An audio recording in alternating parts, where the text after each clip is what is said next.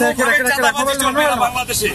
সেই চাঁদাবাজির বিরুদ্ধে যাওয়াতে, চাঁদাবাজিকে সাপোর্ট না করাতে তার নিজ ইউনিয়নের একটা ডিসিআর 260 টাকা, সেটাকে 35,000 টাকা নেওয়ার দাম বাধা দেওয়ার কেন্দ্র করে আমাদের সংগ্রামী সভাপতির উপরে আমাদের নেতাকর্মী গণ অধিকার পরিষদের হামলা।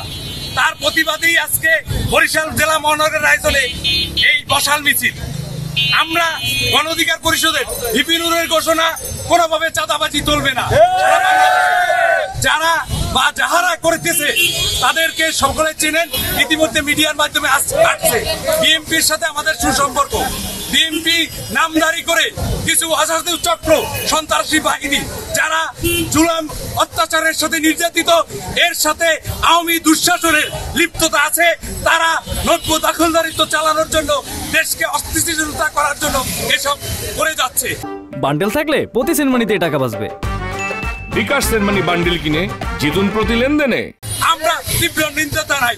প্রশাসন যদি দলদারিত্ব করে, এই মুহূর্তে যদি প্রশাসনের, আপনারা দেখেছেন পটুয়াখালীর ডিসি তারা এবং বিভিন্ন ধরনের নির্দেশনা দিয়েছে, আপনাদেরকে বলেছে যে আপনারা সংবাদ মাধ্যম তারা সংবাদ প্রচার করবেন না, কিন্তু তার উপেক্ষা করে আপনাদেরকে ধন্যবাদ যে আপনারা সেই সংবাদ বাংলাদেশের মানুষকে দেখতে দিয়েছেন। পটুয়াখালীর ডিসি ইতিমধ্যেই তারা দলদারের বিরুদ্ধে বিভিন্ন ধরনের সাপোর্ট দিয়ে যাচ্ছে। এই ডিসির অপসারণের জন্য আমরা বরিশাল জেলা মহানগরের পক্ষ থেকে, বৃহত্তম বরিশাল থেকে ডিসিকে যদি প্রত্যাহার না হয় আমরা বৃহৎ কর্মসূচি দেব। শুরু হয়েছে Standard Charter Channel I Agro অ্যাওয়ার্ডের 10ম আয়োজনের মনোনয়ন গ্রহণ। এবার নতুন ক্যাটাগরি বছরের সেরা ছাদ কৃষক সহ মোট 13টি ক্যাটাগরিতে পুরস্কার প্রদান করা হবে।